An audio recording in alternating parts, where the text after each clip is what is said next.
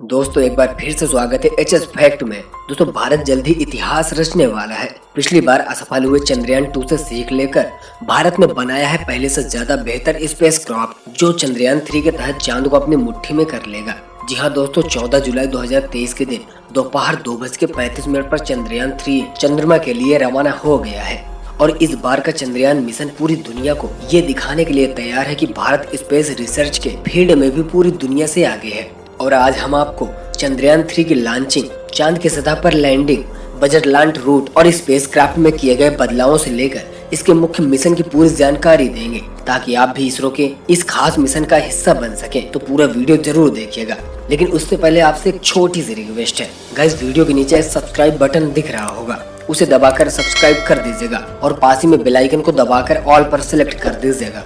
तो साथियों, आज तक सिर्फ अमेरिका, एशिया और चाइना जैसे 3 देशों को ही चांद पर अपना स्पेस क्राफ्ट उतारने में सफलता मिली है।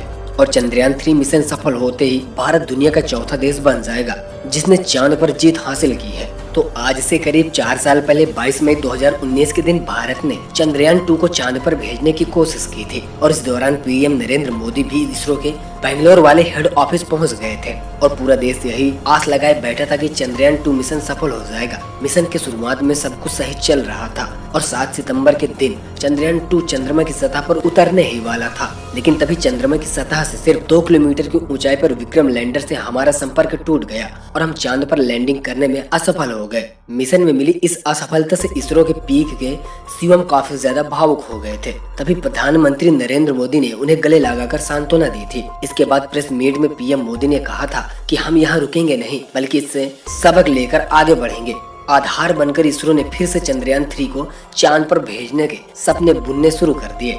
लेकिन इस वक्त हुई भूल को सुधारने में इसरो को पूरे 4 साल लग गए और अब इन्होंने पहले से ज्यादा एडवांस और पावरफुल स्पेस क्राफ्ट तैयार कर लिया है। दोस्तों, चंद्रयान 2 की नाकामयाबी से निराश होने की बिल्कुल भी जरूरत नहीं है, क्योंकि पृथ्वी के वातावरण से बाहर निकलकर अंतरिक्ष में जाना अपने आप में ही बड़ी चुनौती होती है। और आपकी जानकारी के लिए बता दें कि अमेरिका अपने सभी चांद मिशन में से 26 बार फेल हो चुका है, जबकि एशिया को कुल 14 बार फेलियर का सामना करना पड़ा। लेकिन भारत ने तो अपनी पिछली असफलता को इतनी बारीकी से ली कि इस बार चंद्रयान 3 का सफल होना तय माना जा रहा है। इस मिशन पर बात करते हुए इसरो के मौजूदा चीफ एस सोमनाथ ने कहा कि चंद्रयान 2 के मिशन में भले ही हम असफल रहे थे, लेकिन बड़ी बात यह है कि हम इससे सीख कर आगे बढ़े हैं। आगे उन्होंने कहा कि असफलता मिलने का मतलब ये बिल्कुल नहीं होता कि कोशिश करना भी बंद कर दें।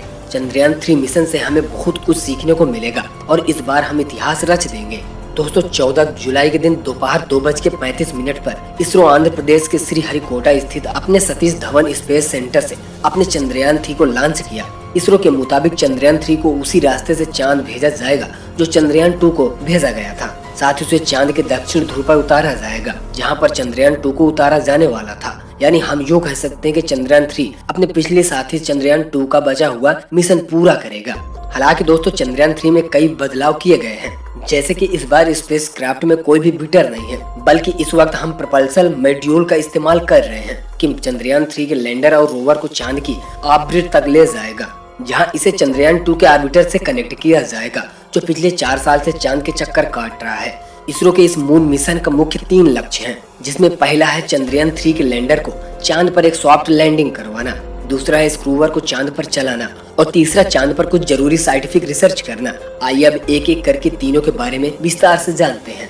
सबसे पहले बात करें लैंडिंग की, तो किसी भी स्पेस क्राफ्ट की 2 तरह से लैंडिंग होती है, हाई और सॉफ्ट, जिसमें से हाई लैंडिंग में कोई भी स्पेस क्राफ्ट अंतरिक्ष में मौजूद उपग्रह और ग्रह पर तेजी से लैंडिंग करता है। इससे सतह पर टकराकर उसके क्रैश होने के चांसेस ज्यादा बढ़ जाते हैं और हार्ड लैंडिंग के दौरान ज्यादातर मामले में स्पेस क्राफ्ट से हमारा संपर्क टूट जाता है या फिर वो एक जगह पर ही रहता है।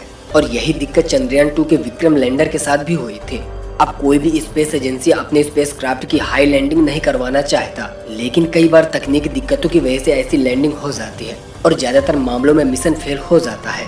दूसरी तरफ सॉफ्ट लैंडिंग में कोई स्पेस क्राफ्ट ग्रह और उपग्रह पर बिल्कुल धीरे धीरे उतरता है, जिससे उसके डैमेज होने के चांसेस कम हो जाते हैं। और चंद्रयान 3 के लैंडर विक्रम को भी इस बार सॉफ्ट लैंडिंग के लिए तैयार किया गया है, जिससे इसके पार्ट्स डैमेज नहीं होंगे और ये अपना मिशन पूरा करके फिर से उड़ान भरकर ऑर्बिटर से आकर जुड़ जाएगा। दोस्तों, लक्ष्य यानी कि रोवर को सतह पर चलाने की बात करें तो इसे रोवर का मान प्रज्ञान रखा गया है। इसे लैंडिंग के बाद चांद की सतह पर उतार दिया जाएगा। इस रोवर के कई सारे नेविगेशन, कैमरा, एनर्जी के लिए सोलर पैनल और कम्युनिकेशन के लिए एंटीना लगाए गए हैं और इसका वजन करीब 27 किलोग्राम है। ये चांद की सतह की डेटा कलेक्ट करके लैंडर को भेजेगा और लैंडर इस डेटा को ऑर्बिटर को भेजेगा, जहां से ये डेटा इसरो के ग्राउंड रिसर्च पर पहुंचेगी। अब इस मिशन के तीसरे लक्ष्य यानी रिसर्च की बात करें तो चंद्रयान 3 का लैंडर चांद के उस दक्षिण पर लैंड करेगा जहां पर आज तक कोई भी स्पेसक्राफ्ट नहीं गया है। यहाँ पर लैंडर और रोवर मिलकर चांद के तापमान की जांच करेंगे, चांद पर होने वाले भूकंपीय घटनाओं की जांच करेंगे, साथ ही ये चांद के वातावरण में गैस प्लाज्मा की जांच भी करेंगे। इसके अलावा कई सीक्रेट साइंटिफिक रिसर्चेज भी किए जाएंगे। कुल मिलाकर इस रिसर्च से इसरो चांद की वो डाटा कलेक्ट करेगा जो चांद पर मानव बस्ती बसाने की कोशिश को एक और कदम आगे पर ले जाएगा।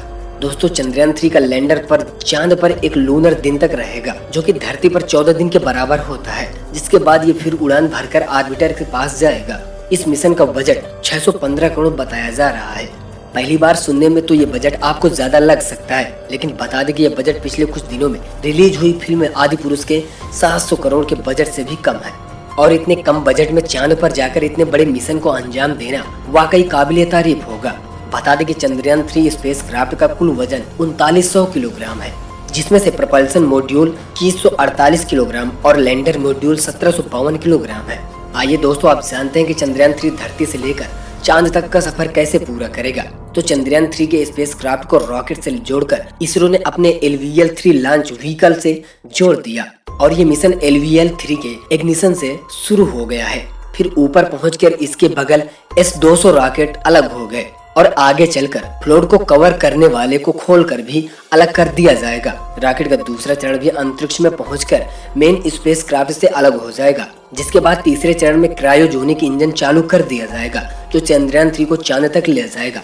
फिर ये स्पेसक्राफ्ट धरती के कई चक्कर लगाते हुए पृथ्वी से दूर होता चला जाएगा और एक इलेक्ट्रिकल ऑर्बिट में चांद को अप्रोच करेगा और कुछ देर बाद पृथ्वी के गुरुत्वाकर्षण के दायरे से बाहर होकर चंद्रमा के परिक्रमा पथ पर प्रवेश कर लेगा। चांद के ऑर्बिटर में पहुंचते ही लैंडर को प्रपल्सन मॉड्यूल से अलग करके चांद की सतह की ओर भेज दिया जाएगा और सतह के नजदीक पहुंचते ही इसके थ्रस्टर्स ऑन कर दिए जाएंगे ताकि इसके रफ्तार को कम किया जा सके और ये चांद की सतह पर सॉफ्ट लैंडिंग कर सके।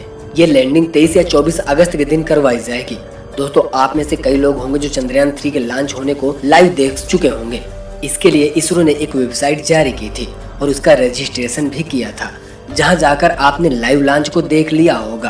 अगर आपने नहीं देखा तो आइए हम कुछ आपको Lift off normal. Here we have of LVM-3 M4 rocket carrying India's prestigious Chandrayaan 3. तो अगर आप लोग भी हमारी तरह यही चाहते हैं कि चंद्रयान 3 मिशन में भारत को अपार सफलता प्राप्त हो तो कमेंट बॉक्स में अपनी राय जरूर बताइएगा और इसरो को अपनी दुआएं जरूर दीजिएगा। तो साथ ही वीडियो पसंद आए हो तो वीडियो को लाइक करके चैनल को सब्सक्राइब कर दीजिएगा। तो गाइस, फिर से मिलते हैं किसी नेक्स्ट वीडियो में किसी नए टॉपिक के साथ। सो तब तक के लिए जय हिंद, वंदे मातरम।